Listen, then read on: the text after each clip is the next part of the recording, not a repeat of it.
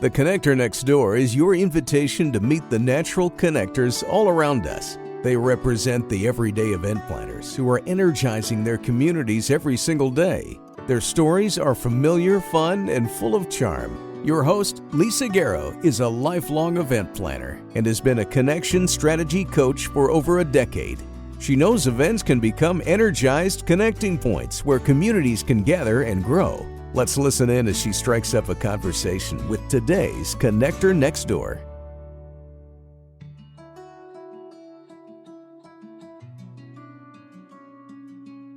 Tracy Folorunsho-Barry is a career strategist and founder and CEO of Grow Women Leaders, helping immigrant women get hired and advance their careers. She's a passionate advocate for women's empowerment with a focus on immigrants and BIPOC women.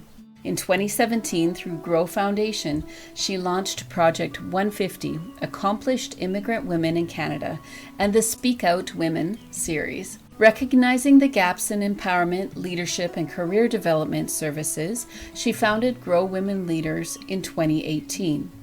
With the Grow digital platform, she connects women with local and national companies, facilitating personal and professional growth. In 2021, she opened the Grow Space, a nurturing environment where success and community thrive.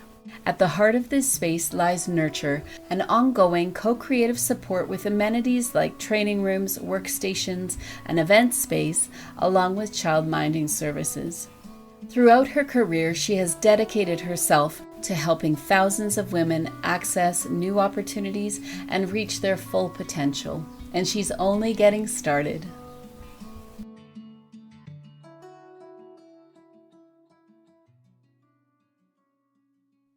Welcome back, everyone, to the Connector Next Door and to a really special conversation with Tracy today. Thank you so much for taking the time out of your very, very busy week. And I'm sure this isn't the only week that's busy for you, but I'm really glad that you're here with me today. Thanks for having me, Lisa.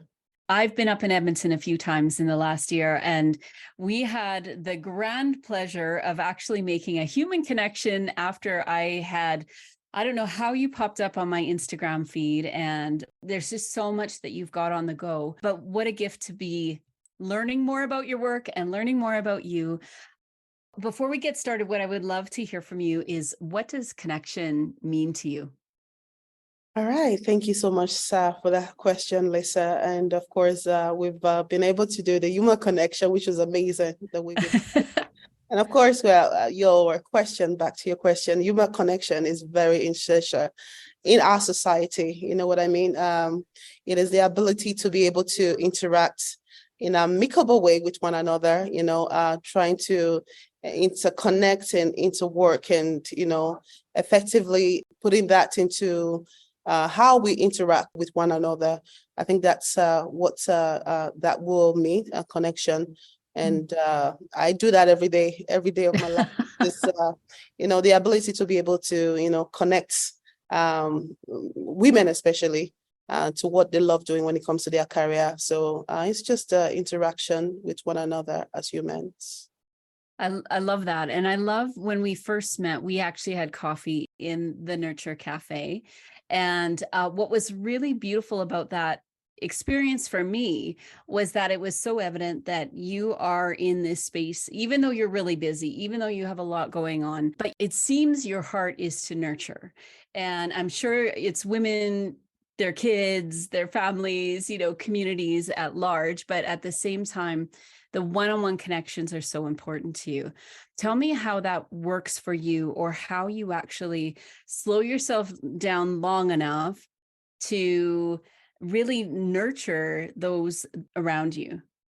That's amazing. Of course, when you talk about the connection piece, with our idea of growing women leaders, we know that it is important to, connect women, individual to opportunity. And of course, this is where the nurture idea comes in, that in order to grow, you have to nurture. And how you nurture, it's how a plant, how a woman grows. So we knew right from the onset, myself and my team, that, nurturing by bringing these women to a physical place where they can actually get the support that they need It can be networking. It can be one-on-one interaction. It can just a way, we are all human that, yearn for interaction with one another. That is how we survive as human. And we know that for us to actually really grow women, we have to have that nurturing piece. That means that connection. It can be through events. It can be coming to the grow space. It's called a grow space. Nurturing yourself with coffee. We have the kitchen here, whereby sometimes as based on the clientele that we are serving, women don't want to cook at home. The ability to be able to connect with our chefs, our cook, to do that nurturing for them was essential in their growth. That's why we do what we do. And that translates into my own life as a busy mother, as a busy wife, as a busy everything. You know what I mean? We've been able to cultivate that through the idea of wanting to really connect women with the opportunity, how we knew that nurturing was a crucial part of it. And that plays out through everything, all the services that we're rendering through the nurture idea. What I love about what you're saying is that I'll talk about myself. I have in the past really felt like I needed to do a lot of it myself. I lived 9 years as a single mom, and you kind of feel like it's all on your shoulders and you got to make this thing work. And I started my business right in the middle of a really hard, divorce is always hard, but really a hard transition in life. And the idea of actually having other people feeding in, that we don't have to do it alone. It seems like that shows up so beautifully in what the women are able to participate in, and the physical space probably now, especially after COVID and now that things have opened up this last year. What are you seeing when somebody actually gets that support, gets the nurturing food, they get the support of other people that are maybe in the same boat as them, or having some of the same challenges? How are you seeing that they're actually moving forward and growing in their worlds? Oh, Lisa, I can't really emphasize or tell you how beautiful is it to hear this women's story, or the expression on their face when they get to now see that they don't have to go through it all alone, right? As I keep saying, the idea of growing women leaders for us means connecting these women to opportunities, which is like employment. But we also know the ups and downs of employment, how retention is big. Let's give an example of a single mother, as you said now, that apparently for most of the base of our clientele are usually immigrant women. So they come from another country. They have this beautiful dream. Probably they've seen the Western world, how it is, or Northern America, how beautiful it is. And for us that come from another country, there's this notion of how when you come to the North America, things are going to be so easy. Probably also thinking that there's a tree here where you pluck money, right? And when you come here, maybe usually Canada will bring them as couple to come work, economic, you know what I mean? And all of a sudden, this woman life take a downturn. Is it that she become a single mother through like a divorce, single mother being like losing a partner, but at the end, she's left to cater for herself, and not just for herself alone, plus the dependents that she has. You know what I mean? And remember, the community that this woman already have is back home. Come see this kind of women coming to us for help, to say, I feel that I'm all alone. Matter of fact, I have degree, I have masters. I can't even focus on looking for a job that I really desire for right now, because I have to do the survivor job in order to meet the inquiries. Matter of fact, I'm at the point in my life where I can't even dream anymore. So we take this woman in to work with them and tell them that in this journey that you're in, you're not alone. We can get you all the connection that you need to still be dreaming while you are staying in Canada, to still live that Canadian dream that you ever loved, irrespective of what you're going through. And you can do it at a growth space. And once you start tapping into that opportunity of, first of all, when they come in here, the way that we're going to host them as the the people in myself and my team, from offering them the love they've never had before, and kind of letting them know that there is hope irrespective of what they're going through, and the ambience of Grow Women Leaders. And then they're not tapping into, sit down to first of all take a breather for the first time, have Yes. meaningful conversation that they've never had before, and then having a coffee or a latte while doing that, and also letting them know that, oh my goodness, when you're leaving, you can also utilize our chef who can cook for you. The burdens, how you start to see those weights easing off, why they start working in collaboration with our team towards their future. It is beautiful to see. And most importantly, to top it up, when we host events and the nature of the space that we've created for them to have this events, the calibers of people that they meet with, and these women are telling us at the end of the event to say, this is my first kind of event like this in Canada. I don't have a word to express that. What I mean, or when they're through with our program of gotten the help that they've needed of helping to get connected, how they keep coming back to say, oh my God, how I miss the connection that I get in this growth space. Lisa, I do not have a word to describe that. Those are the beauty among others that we see at growth space every day, that I just say, wow, we've got a good thing going on here. And when we're talking about connection, I truly understand from the depths of what that really means and how life-saving a true meaningful connection can be to an individual that is in need. And when you were saying hope, like, I love that idea that connection kind of equals hope, that there's, when you feel connected, even if you've never really felt it before. So a lot of people new to Canada, I haven't had that experience. What it looked like back home, but when you're feeling the connection in the moment, how it does kind of start to grow that hope in you that maybe I can dream again. Maybe I can start to explore a different type of job or something that's more what I would love to do long term. And also for our kids, right? Like there is something to us feeling that hope where they can kind of see us moving forward and making choices that are good for us, and they fall into that same space too, which is a beautiful part of what you're doing as well. I could say that again, because within our growth space, not only do we have the cafe and the kitchen, we also have a childminding session where these women are growing or nurturing themselves to achieve their goal in response to collaboration with our team. They can bring their children. So you can actually see the bonding going on.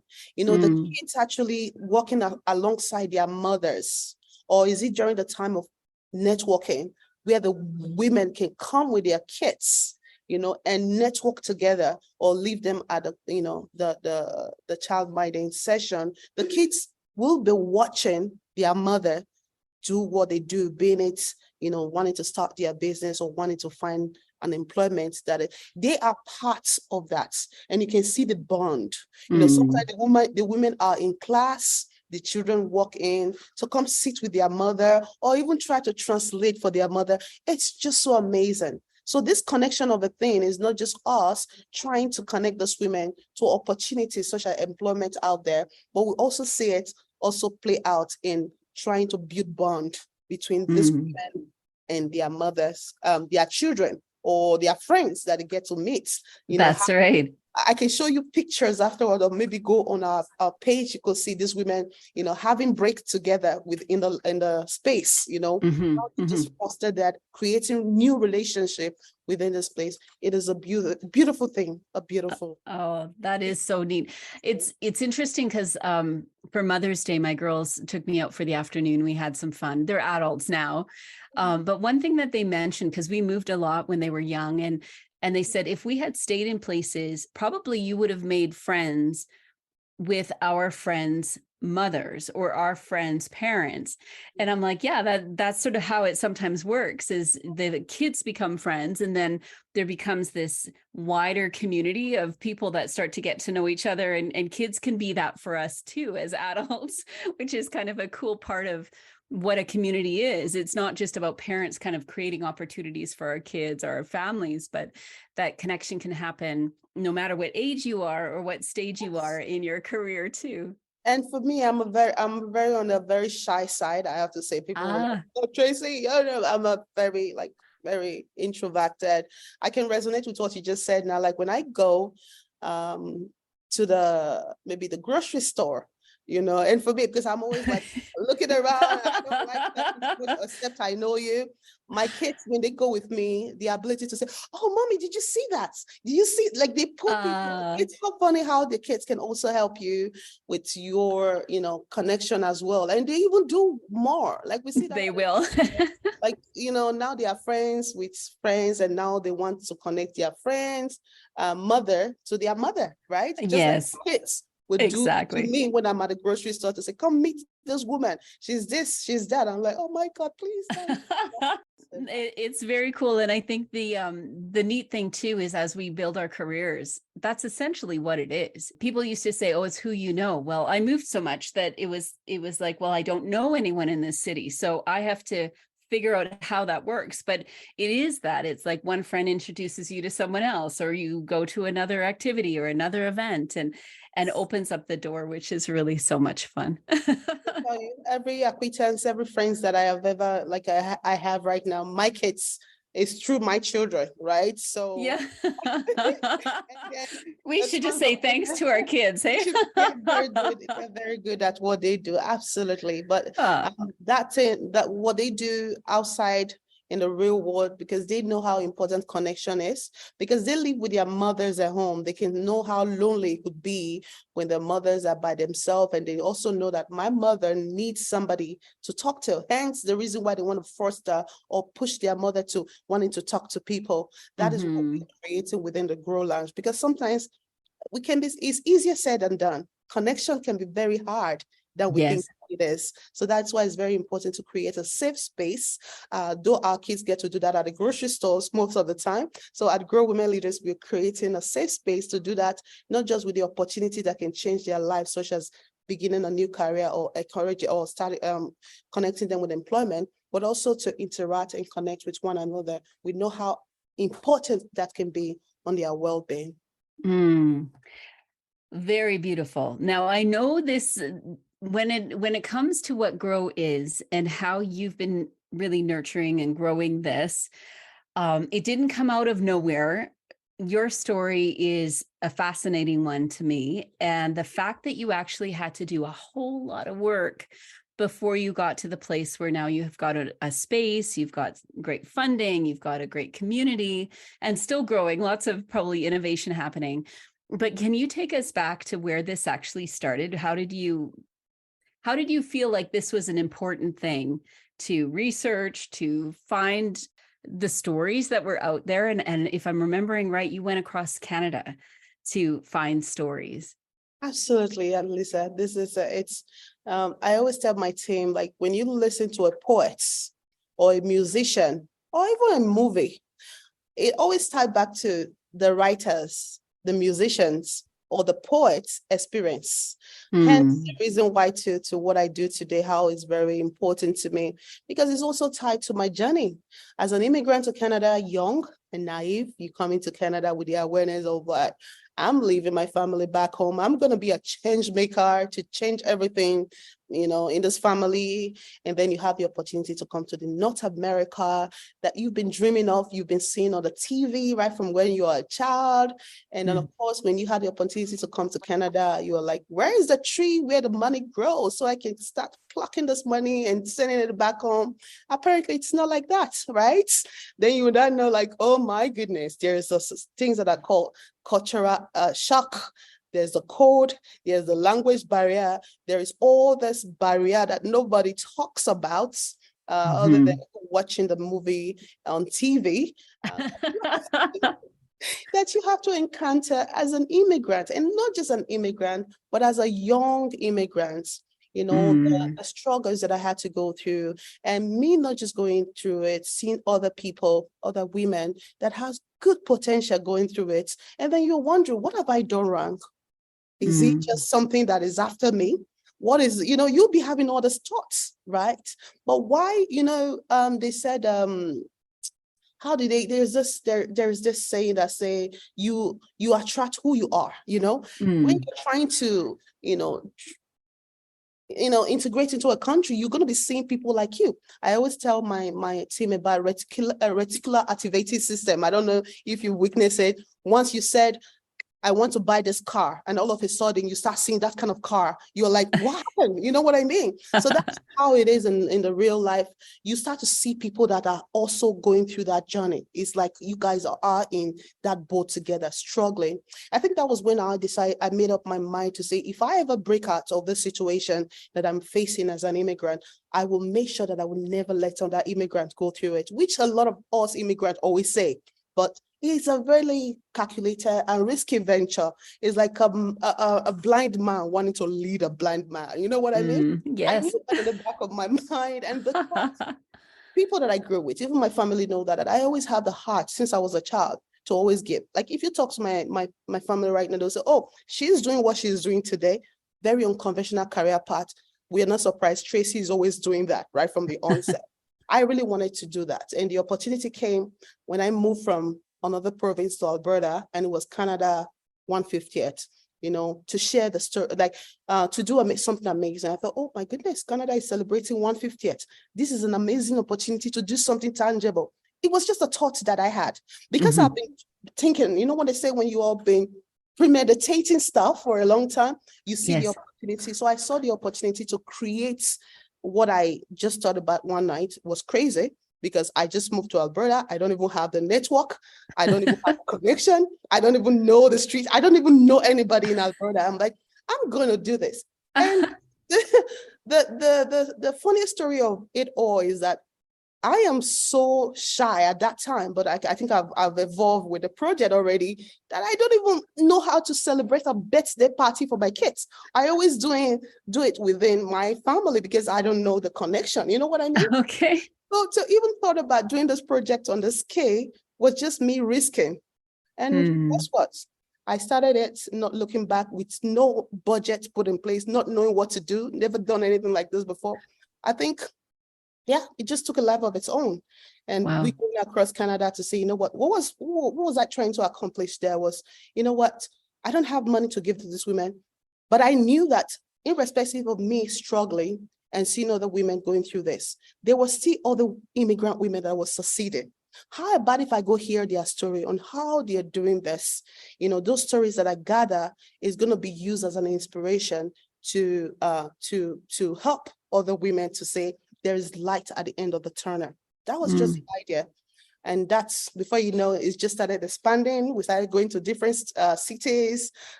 We started hosting different events. And that's when it big. And we started seeing more of the issues that was really there. And that issues that we find always the projects after hosting events across Canada, is the issues that we find during them after publishing the book as well, is what we are now creating a solution for, which after analyzing those findings, the only thing that we thought we could do was to, what if we help women find a meaningful career, especially when they are immigrants. So that is what we're now becoming, or we're not doing right now, the ability to connect these women, especially when they are well educated, to employments that are made in Canada, so that they can live that Canadian dream that they've always dreamt of, irrespective if you were back home like me, dreaming of America as a beautiful place. How did that dream come to pass quick, as soon as possible? Because when we also did our research, there was a lot of not knowing, not having the right connection that was also present, not having the proper guidance that was also present. So this is what GROW is trying to do to help that woman to actually actualize what they're really passionate about. That is what we do today as GROW Women Leaders, helping women, especially immigrant women, get hired and advance their career. We do that through matching, training, and ongoing supports. And as we said, in order to grow, you have to nurture. This is where our space, our cafe, our child care center, our co-creative space comes in to nurture these women while they are in the process of their, process of growth. So that's what. And I love that you used the phrase, what if? Because I think when we talk about really leaning into our dreams, what's really important to us, when we've stopped dreaming, we don't ask, what if? because we're so busy dealing with the moment, right? And survival, or getting to the job and getting home. And I think sometimes it's the what if that allows us to kind of play over here. We haven't committed to, a new career yet, or we haven't necessarily found the path yet. Yes. But if there possibly could be something different, something new, something more energizing, whatever that is for a woman, that to me is so incredibly exciting, because then you can start to fill in some of the blanks as you go, and then dream again. Because I think both of us, sort of that entrepreneurial spirit, even if you choose a career in a traditional industry of some kind, coming from what you're describing to putting yourself out there, where, even if you're an introvert, even if you haven't had that experience in that industry, even if you've never really taken a huge risk, I think coming to another country must be one of the biggest risks a person could take. But actually saying, what if there could be something more? Yeah, that's so beautiful. That's true. And this is where the connection part help you. When you start having the idea of what if, because nobody truly know what is out there, Yeah. But having that hope of what if, you try that, it's what actually can lead to a beautiful stuff. Because one day, what if you keep thinking of that, what if you meet the right connection, that what if can become the seed of which future can become. So that's why you can dream through that what if. Nobody knows what that what if is. Keep pondering on it. And before you know, that what if would have a right connection. And then trust me, it might be what leads to your beautiful future. And it sounds like what you were saying before Canada's 150, because then you said the opportunity just met you when you were ready, because you had already been asking that question. Yes. Yeah, that's fantastic. It is what is. Yeah. I'm really interested in the types of courses that you're offering, or these programs that you're offering. I know that it would have been, oh goodness, a few months ago already when I saw this on Instagram, and what piqued my interest, or part of what piqued my interest, including your backstory and where you've come from and what you've built here and the team that you're working with. The idea of hospitality. So using hospitality, and I know you've got multiple different tracks that somebody could learn a new skill or be part of a different program.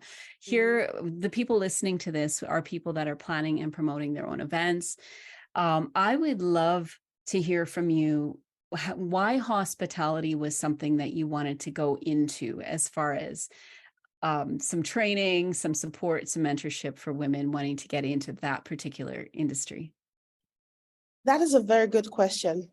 Hospitality, I'm trying to find the right way to say this, because when I was structuring this, I have no idea what I was doing. But I understood later on the importance of hospitality in everything that we do. Hospitality, initially, when I started this project, I didn't even know it was an industry. But guess what? Growing up in Africa and the culture that I grew up with, we knew the importance of hospitality. If I was to come to your house right now, you took care of me so well, from the way you would say, welcome into your home, feed me, give me plates, and when I'm leaving, I'm going to say, Lisa, thank you so much for your hospitality. What I knew that these women need was some sort of hospitality for them, because these women are leaving everything that they ever knew back home. They need somebody that is going to care for them, love them, give them a conducive and a safe space to come. But that in that base will be hospitality.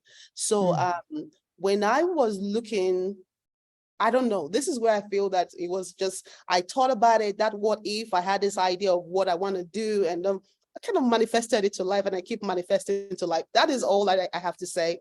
Yes, apparently, when we've done that and we knew that the hospitality is not an industry, we started building it from ground up, say, yes, now we have this amazing space, which coincidentally fell in place when we were looking to rent a place, and everything was just there as I've imagined it. for me, I always tell my candidates about the importance of using what you have, the skill that you have, to create the future that you want. Don't go outside of other thing to go create that beautiful life or that career. Start with what you know, what you're good at. For me, I know I'm passionate about cooking, and when people come to my house, it's my cooking that baffles them. How you can do this for a long time, and just I'm really good at that. So I felt that I would do well at this, and ever since we've been building on it. And to talk about the services that we have here, as I said, the first thing that we do at Grow Women Leaders is the job matching. We actually have a platform. Like, if you look around me now, my team, they are on their computer, right? They are doing what they do best online. From there, we are connecting freelancers. We're connecting women talents to employers that are looking to diversify. And for those candidates that we are working with, because we know the hurdles and the struggles that they may be going through as a freelancer, as a woman talent looking to get in, that can be like, this woman might be educated, but she's currently going through life, which life happens to everyone.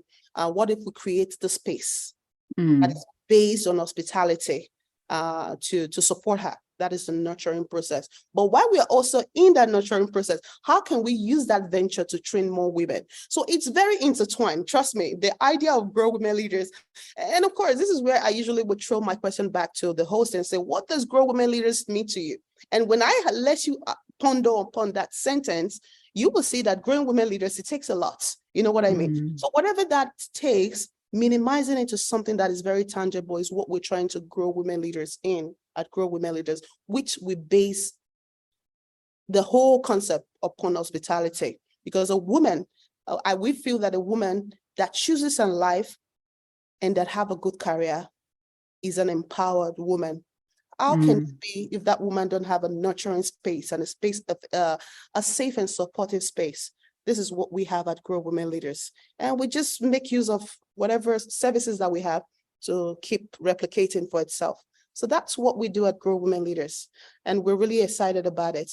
It's inspiration. We want to have all these things that when a woman walks in here, they are inspired. They are, how am I going to say? They will see everything that is going on in the ghost brand. So, oh my God, if Tracy, a mother of 5, an immigrant, this can do this, I can do this. We're creating a space where they can, be self-motivated when they walk into the space. That is what we're creating. And in order for that to happen, it has to be in an hospitable, now I'm African, it's not coming out right. It has to be in hospitality setting, Yes. that can happen. So hence, what we do at Grow Women Leaders. I used to love the phrase radical hospitality. And it isn't something I think that comes necessarily naturally in North America. I don't want to do the broad brush, but what an inspiration to have a hospitality program that is based on the essence of, and it's very similar to, I talk a lot about connection first events, because if we're not starting with the element of connection and building on that, we've missed the mark and the foundation won't be strong. And we can have all sorts of bells and whistles and fun things and, all sorts of things happening. But if we're not really first planning that event, that it's going to be a connection opportunity, you don't really have what you need to grow and scale and do bigger things. And it seems with hospitality, the way you're describing it here seems similar in the sense that the hospitality is something that as a foundation, as a way of working or being, allows women to come together and bring others together. And the essence of hospitality is bringing people in. It might not be necessarily your home, but maybe into an event or into some kind of a gathering or a campaign where now there can be something else growing from it, which is, I think, what an interesting way to think about hospitality as an industry.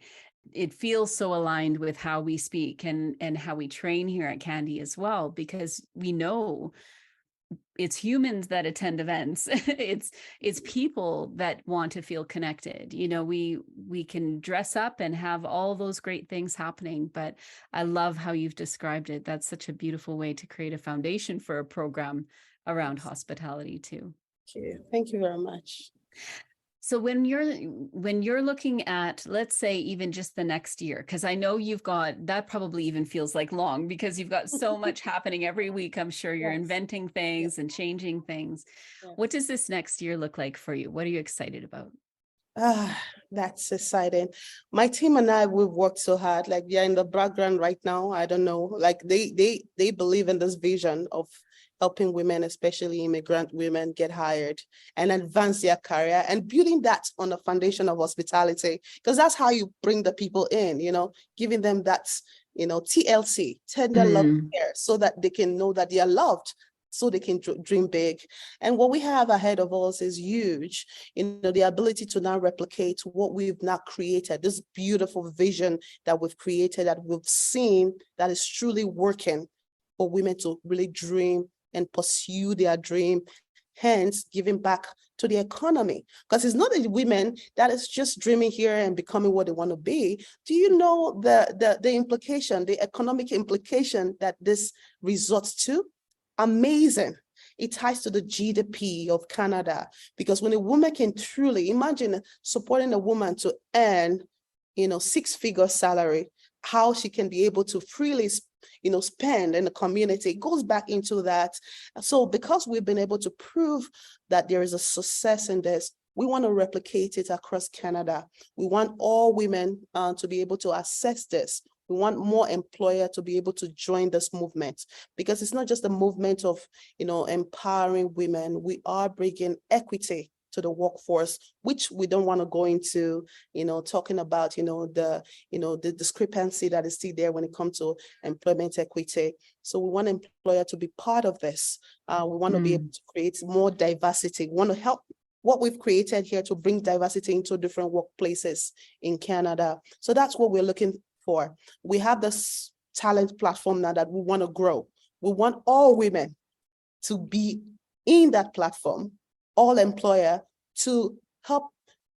We call our employers our nurturer as well, to sign up, to give opportunity to these women. So that's what we want to do in the next coming year. How do we get this platform on every lips, that the father hears about Grow Women Leaders? He's like, I want to grow my wife. I want to grow my daughter. I want to grow everybody. When a company hear about Grow Women Leaders, they want to grow the women within the organization. Hence, even when the government hears about Grow Women Leaders, they want to be able to say, we want to grow the women in this country. So that is where we really want to take this, mission, or this goal, to just put it on, be on every household. Yes. So that is what we are working on. That's my vision, to put it on every I love that. every kid, every person, that is possible to really grow women leaders. It's so interesting how you went far and wide, and then you came back, and now you're in Edmonton, Alberta, and now your vision in the next year or so, just to really expand again. And technology can be anything. That's why it's a great connection. I am able to dream that because I know it's going to be with the hate of technology, and absolutely, that's what it is, Yeah. Oh, that's so great. So if somebody wants to, they've heard what you've had to say, they're inspired, they're ready to join or be part of it, or say, how can we help? How can they get a hold of you? Please just go on www.growwomenleaders.com. I'm going to say that slowly because as an African, I have an accent, so I'm going to slow down. Go to www.growwomenleaders.com. That's where you can go help us grow women leaders. And of course, when you get in there, it's just broken down. If you want to sign it as an employer, you can do that. And of course, if you want to sign up as a candidate, you can do that. And of course, this is where I always say that I look forward to seeing you all inside, where we all grow together. So beautiful and so amazing to know you. I hope that we'll find little pockets to visit along the way and get updates on where you're at. Absolutely. And even maybe collaborate down the road. But this has been a real gift. Thank you so much for your time today. Thank you, Lisa, for having me. This was a great conversation. The Connector Next Door podcast is produced by Candy Event Consulting, where everyday event planners and their teams gain clarity, get connected, and grow in confidence. Subscribe at www.candyconsulting.ca to hear visits with everyday event planners who are putting connections first.